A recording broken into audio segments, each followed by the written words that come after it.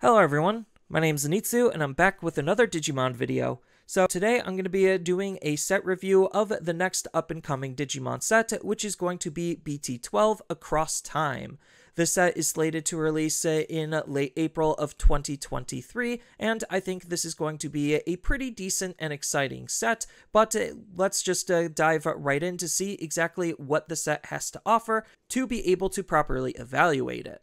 So, as far as what is inside of the set, well, the set's main theme and the core focus of the set is going to be taking up the majority of all of the cards inside of the set, and that's going to be centered around the third season of Digimon Cross Wars or Fusion, which is the young hunters who leapt through time, or the young boy who leapt through time, depending on what translation you follow. But regardless, the fact that that's going to be the majority of the set is going to focus on the hunter cards and how the hunter cards and the save mechanic are going to be interacting with each other. Then, on top of that, because they did make a cameo appearance towards the end of Season 3 of Fusion and Cross Wars, there's also going to be support for each of the main characters from all of the subsequent seasons leading up to that season of the anime, so all of those decks are going to see some pretty decent legacy support. Then, on top of that, the set is going to offer us cards that are going to help support some other decks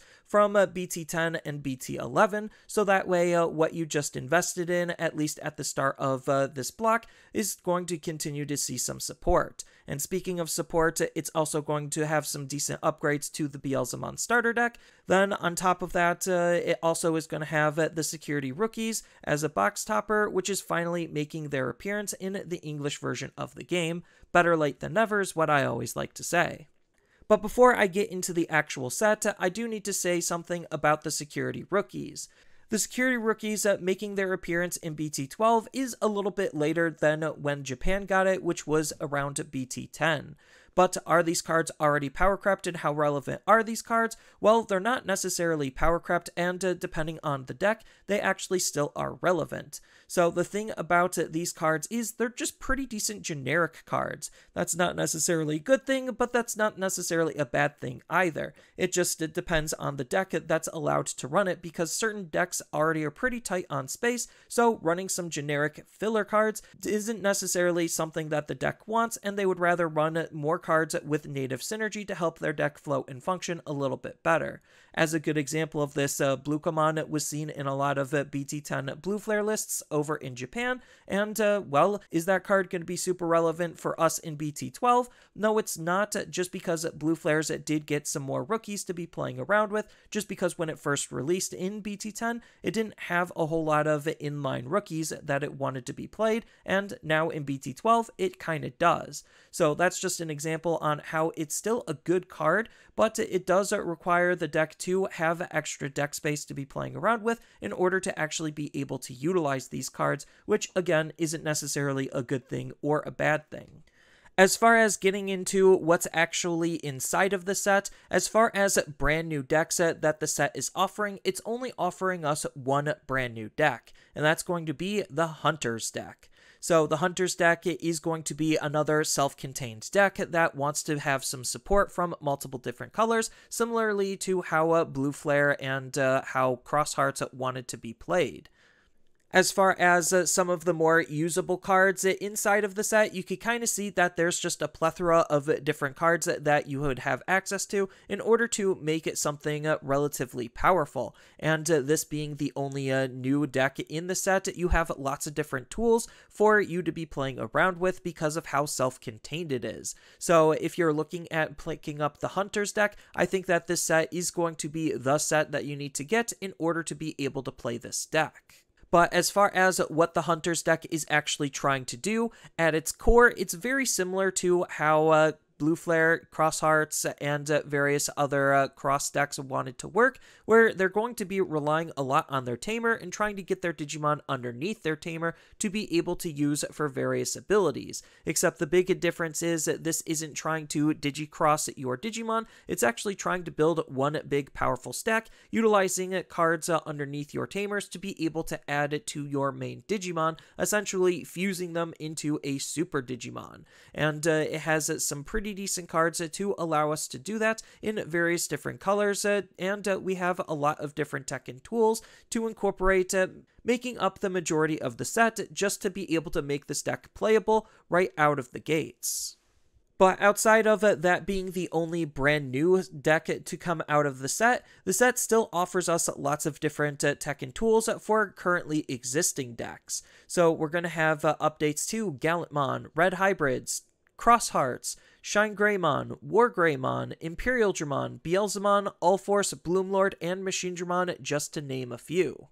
Going over some of the bigger updates, Gallantmon has a whole new evolution line that he's going to be playing around with to be able to flesh out what Gallantmon wants to do, which is a more control aggro style of deck where he's just going to go up his chain, try to delete the opponent's Digimon, fill up their trash, and try to take advantage for either deleting their Digimon, not deleting their Digimon, or them having a particular trash count. And the brand new tamer allowing us to basically bio-merge, which is having him act similarly to how hybrids want, to allow us to digivolve right up into our higher stage. Will add some extra usability and versatility to how we could approach the deck. Then, as far as Red Hybrids go, Red Hybrids just has, again, more tech and tools to help flesh out what it's trying to do, which is digivolve our tamer into our Digimon and go up the chain to be able to have a powerful level 6 to be playing around with. This time around, it's going to take acknowledgement of the fact that our tamers do and will get deleted, so we have some pretty decent recursion on our tamers, and we even have some extra usability with a brand new tamer to be able to add to what the deck is capable of, on top of an alternative way for our level 4s to digivolve on top of our other level 4s, and a new way for us to be able to use our level 5 Digimon. And then as far as Xros Hearts support goes, a lot of these cards might not necessarily be used for Xros Hearts specifically, but they still could possibly help out the deck. So the deck is still just going to remain mostly intact compared to what it was being ran in BT11, and the biggest inclusion is going to be a brand new boss monster in the form of Shoutmon X7 Superior Mode, acting as a really good game finisher with a couple of cards to be able to help flesh out what the deck was trying to do already. Then, when it comes to ShineGreymon, this is kind of a new core that's forming and will be getting support in future subsequent sets, so this is a great place to start if you're looking to build a ShineGreymon deck, because you could pick up some of the older parts and pieces just to have something playable in the meantime, but this is more of a deck that you'd want to pick up for the future investment, just because it's going to be getting more and more support later. But for now, we still have at least something playable, just because there are some older ShineGreymon cards that we could play around with him, on top of some decent red and yellow tamer support and Greymon X antibody. Then, when it comes to the Greymon deck and what it's adding, well, it gets a whole new evolution line that's also going to be adopted in every Greymon deck that's both red and black. So a lot of these cards are going to be adopted into Gallantmon, and a lot of these cards are also going to get adopted into Black Greymon. So you're going to be seeing quite a lot of these in a lot of these Greymon-based decks. And it's just interacting with the raid mechanic while being able to play out its tamer for free to be able to, again, have this aggro control style gameplay where it's going to try to delete the opponent's Digimon and take advantage for deleting the opponent's Digimon to be extra aggressive with. Next up, we have some more DNA Imperialdramon featuring more blue and green DNA support. So it's just going to act as kind of like a secondary core or engine for the deck compared to its old core or engine. It's trying to utilize the options to be able to play the level 4s cheaper, so that way you could then line up easy DNAs to be able to go up into your higher stages. Then this core or shell is trying to interact with the fact that it's trying to strip the opponent's Digivolution sources, which just gives the deck some alternative tools, on top of 2 brand new level 6 Imperialdramons to be playing around with to help flesh out more possibilities on how you could approach the deck. And then as far as the aforementioned Beelzemon support, it's getting it in the form of the X Antibody line. So X Antibody Digimon are already pretty powerful just because they could digivolve on their base form for cheaper. It just basically means some free cycling on top of extra usability on your cards. And the starter deck, it does give you an Itmon, a Wizardmon, and a Ballmon to be able to play with. So on a budget, if you're just picking up the starter deck and a couple of singles from the set, then this has some really good ones for you to choose from, on top of the fact that Beelzemon X Antibody is a brand new win condition for the deck, where it's basically shifting the deck to be able to use him to burn all of the opponent's security the more that you've filled up your trash, and kind of win the game from there, with a nice new removal option in the form of 7th Full Cluster. And then as far as the other decks that I've mentioned, which are Bloomlord, All-Force, ShineGreymon, and Xros Heart's Minerva style deck, they do get a little bit support, but not as much as some of the others, and this is kind of all of the support they generally got. So when it comes to All-Force, it got All-Force Vigramon X Antibody, so it's not really going to be changing that deck a whole lot. It's just giving you a second level 6 that you actually want to try to use in tandem with the current lineup. Then on top of that, with ShineGreymon, it did get Chaosdramon X Antibody and its option to be able to help flesh out what it's trying to do, and this is actually a pretty decent card because it opens up the color possibilities to be able to utilize cyborgs from other colors. And then when it comes to Xros Heart's Merva style, you're going to basically play the same deck, and you just have the Jet Mervamon as another possible card to include into your top end. Then when it comes to Bloomlord, he literally just got a 1-card update in the form of Yakimon as just another alternative level 4 that you could run, and this is pretty decent just because he natively has the blocker ability, so that way you have some extra forms of defense that you could put inside of that deck. And then as far as what the set is offering in terms of some pretty decent generic support cards, we did get some more blue hybrids, and we even got some more black hybrids to flesh out what those decks are doing, even though they're kind of just trying to play to their own strengths and benefits and their own little core package. Then we did get another really decent blue removal option, and we even got Darkness Bagramon as just another pretty decent card to try to build around for either a Bagra Army or the Dark Knights deck. Or you could do something wacky and zany with him and to try to play him in some alternative decks and to try to play him in some alternative forms. But as far as the big question on if you should buy this set, well, if you like or have any of the decks that are getting updated or want to play Hunters, then yes, you should buy the set. If you don't have or want to play any of the decks that this is updating or adding into the game, then no, you don't need to buy this set.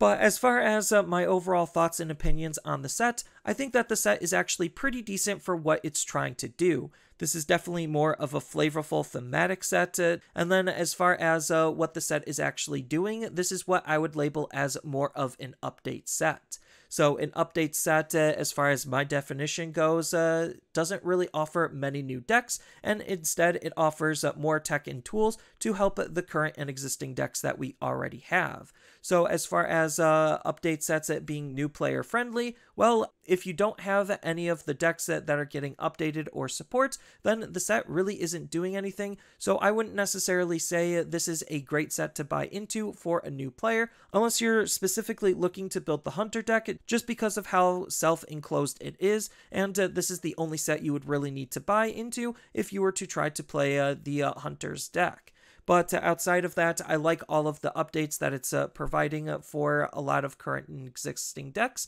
and it's going to be helping flesh out currently what we have, which is something I'm a huge fan of, just because always injecting new decks and new archetypes to build around could lead to some burnout, and to people like having and going back to some of their older decks to update them and see how competitively viable that they could possibly be, or just to update them for the fun of it. But I don't necessarily think because of that, this is going to be a set for everyone. So that's all I really have for this video. As always, feel free to tell me your thoughts down in the comments below, and down in the description below are a couple of different ways you could support me and the channel. So I do have a TCG Player affiliate link, so when you use that link to buy cards off of TCG Player, then some of that money will go to supporting me and the channel. I also do make and sell playmats over on Overcard Gamers on Facebook, so when you buy a playmat with my design, then some of that money will also go to help supporting me and the channel. And on top of all of that, I do have a Twitch account over on twitch.tv/Zenitsu, so giving me a follow and a subscription also helps support me there, and I do play Digimon on top of various other games on that platform as well. So thank you everyone for watching, and as always, don't forget to like, share, and subscribe for more content, and I'll see you in the next video.